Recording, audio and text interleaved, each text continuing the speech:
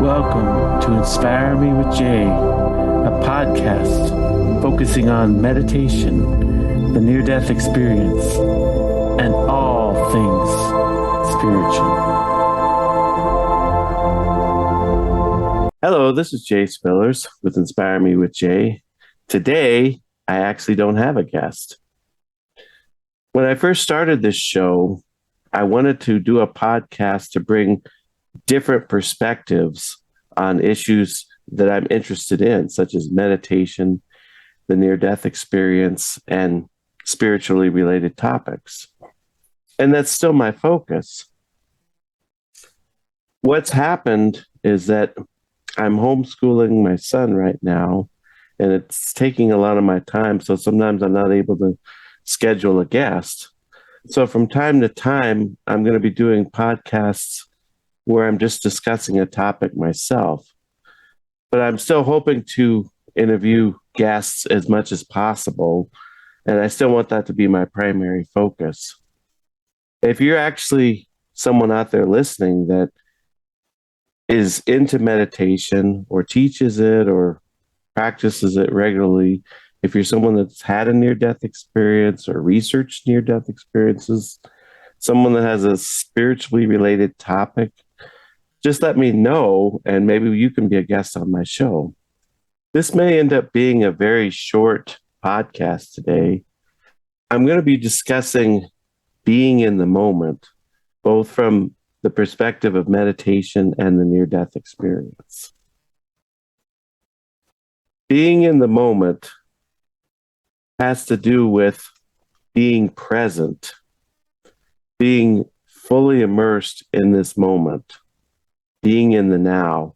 I heard an expression by someone who said that being present is the eternal now. And what we're trying to do when you're in the moment, such as when you're meditating, you're trying to put aside the past and the future and all distractions and just be in this moment. And this is a key component of what many people call mindfulness. And what you can think of it as is you're sort of putting all your bags at the door, the past and the present, and you're climbing into a bubble. You're stepping outside this world you're in right now and stepping into this bubble for this short period of time where you can be fully present, fully engaged in the moment. And it's sort of like you can, in this bubble, go to anywhere you want to be present. You could be in a garden. You could be at the beach. You could be in a forest. You could be in a coffee house for all that matters. And you're just able to decompress from this world. And you can do things like affirmations. You can do thoughts of love and peace, love and kindness and things like that. It's just really a matter of being in a different space within yourself. And that's what I think of as being present. And we kind of do it all the time. You know, like if you've ever been to a movie and you've been really engrossed for 2 hours in a movie, you sort of forget all of the things you've got to do when you get out of the movie. I got to do this. I got to run to the store. I got to run this errand. I got to take your child to soccer practice, or yesterday I had a fight with my spouse or whatever. You put all that aside when you're in this movie, watching this movie, and you're totally engrossed. Or for some of us, maybe you might get engrossed in a really good book. That's kind of the same thing. But with things like meditation and trying to be present, you're consciously trying to go into this space of now, of being in this moment. So it's a conscious thing that you're trying to do now. And when you get in this space of being present, that's basically where your world changes. That's where meditation can do its magic, because when you can step outside yourself and go into this space, you can find the peace that you want. You can find the love. You can find the joy and the happiness of life. You can let go of the stress and anxiety. You can see depression start to melt away. And it's initially it happens within this space, but then you can start to take it outside your meditation and see more joy and happiness. And you can start to step into the present moment every part of your day. You know, it's sort of the taking time to smell the flowers, or drink the coffee. And you can do it everywhere, but you start to initially do it within your meditations, and it's sort of a hardcore focus within the meditation itself. Now, how does this relate to the near-death experience? Well, the near-death experience in so many ways relates to what you do in meditation. And it was kind of funny because I went on a podcast one time where I was talking about my first book, which is The Parallels Between the Bible and the Near-Death Experience, Heaven's Truth. And then I told him about my next book, which is Meditation for Everyone. He's like, oh, wow, you went in a totally different direction, going from the NDE to meditation. And I thought that was kind of odd because I see the two as very closely connected. And what you'll see with a lot of people that have near-death experiences is that they start taking up the practice of meditation because they see a similarity between the two. They can go to a place that's similar. And I was thinking a couple of days ago about possibly a new book, because I wrote a book called Heaven's Truth, The Parallels Between the Bible and the Near-Death Experience. But I think you could probably easily write a book comparing the near-death experience and the NDE, the parallels between those two things. And I was like, whoa, that's a good book. You know, that may be an upcoming book at some point. But when you step into an NDE, you're stepping into profound love. You're stepping into peace, bliss. People talk about they were in this moment, they were in the now. And what's interesting about the NDE is they were saying there was no time there. And that's kind of what you're trying to create with meditation, is sort of a bubble that's timeless, that steps outside the realm of time. But they said they experienced no time there. And they said it felt like everything was happening all at the same time, which that level of eternal now is hard for us in this realm to even comprehend or grasp. You know, because even when we practice presence within a meditation, there's still some movement of time. You know, like if you're visualizing that you're in a beautiful space like a beach, you might look over and see birds, or you might look over at the ocean, and it's sort of happening in still somewhat of a linear fashion. It's not all happening at once, though there are sort of flickers when you get deep into meditation where you kind of experience an even more profound now. And it's difficult to explain, but I get flickers of it.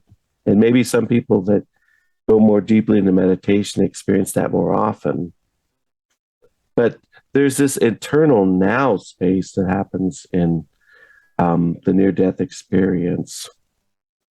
A lot of NDEers feel like they can get to this space and they can connect with the light or God as they meditate.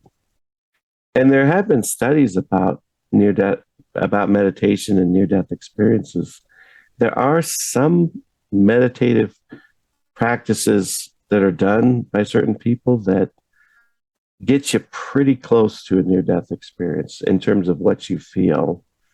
I've heard of like Buddhist monks that have gone so deep into meditation that it starts to very much resemble a near-death experience.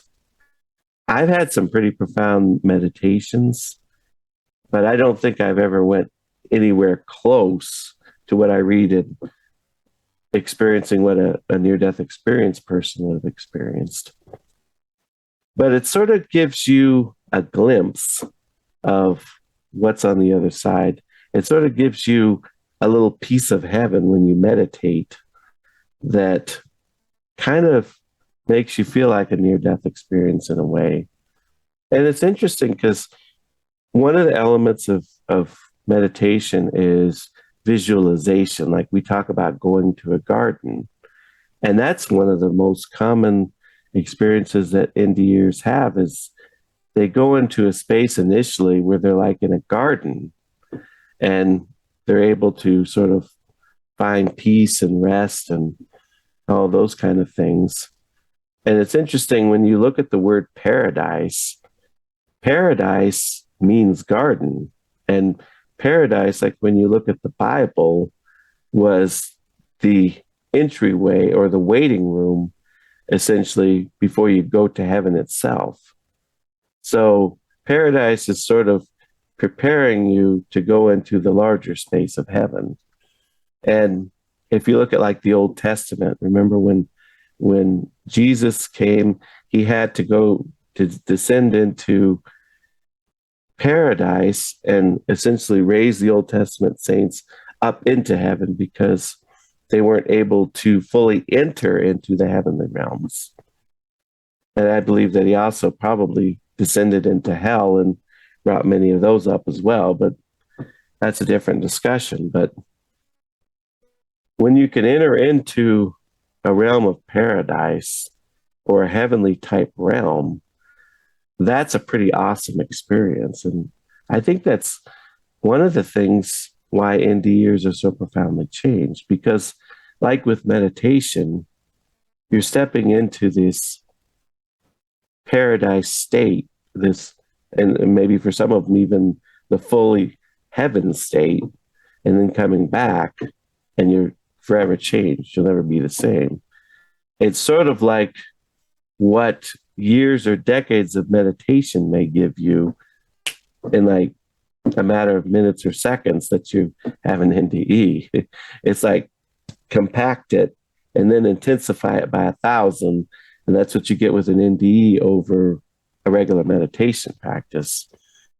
For most of us, though, we don't have the fortune of having an NDE. So we do things like meditation. And they do meditation to sort of get a feeling of what they had in the NDE. So I think that's a strong connection between the near-death experience and meditation is the presence of now, this being in this moment. And I think if you can sometimes just take time in your day to even to do like a mini meditation, even if you're not going to do a full meditation, I teach about like a mini meditation, 1 to 3 minutes, where you do a mini meditation and you just take in a few deep breaths, breathe in through your nose, hold for about 8 seconds, exhale through your mouth, do a quick visualization, and then do like an affirmation as you're doing it. And I can just lead you in a quick mini meditation. Let's do like 3 to 5 breaths. We'll do 3 breaths. Breathe in deeply, close your eyes, breathe in deeply through your nose. Hold and exhale.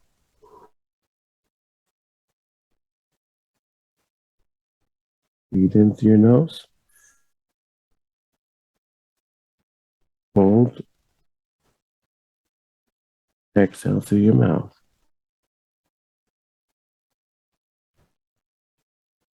Breathe in.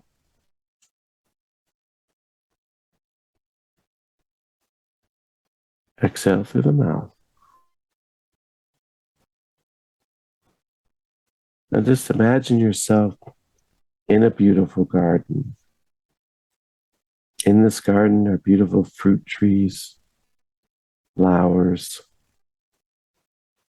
There's a little stream that runs through the garden. It helps to water everything and makes it possible for you to get a drink. The grass is as green as you've ever seen. There's a beautiful blue sky with a few patches of clouds. Just take a moment and visualize this garden.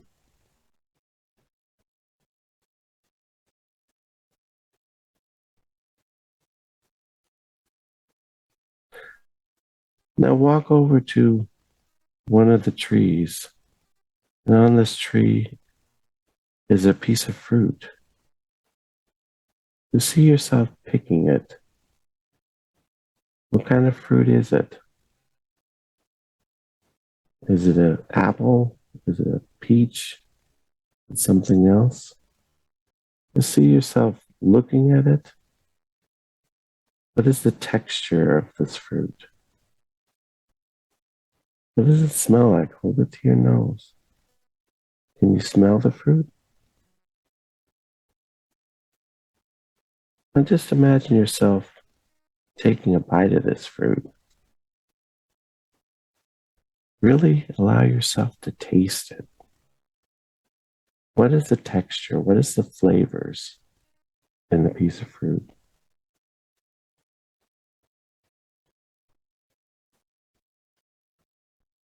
Now let's affirm that we have love and peace in our life. Say this to yourself 5 times within your mind. I am love and peace. I am love and peace.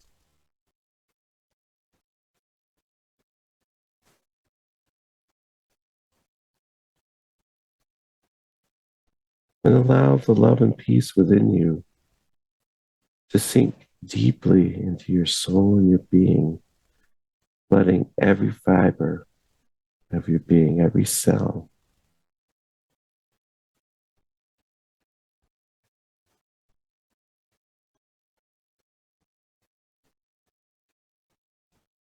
We'll just take one deep breath. Breathe in and exhale. And when you're ready, you can open your eyes. Now you just got a moment where you were present. You got just a pinch of heaven and just a pinch of the meditation experience. Thank you for joining me for Inspire Me with Jay. Oh, I did want to tell you one more thing before we go. I got copies of my new book. Oops. Walk as Children of the Light, which is available on Amazon. See the link below. The beautiful book talks about how you can walk as a child of the light, talking about things like meditation, prayer, the scriptures, simply being in the light, gratitude, releasing judgments, and much more. I think that you would really enjoy this book, Walk as Children of the Light. Thank you.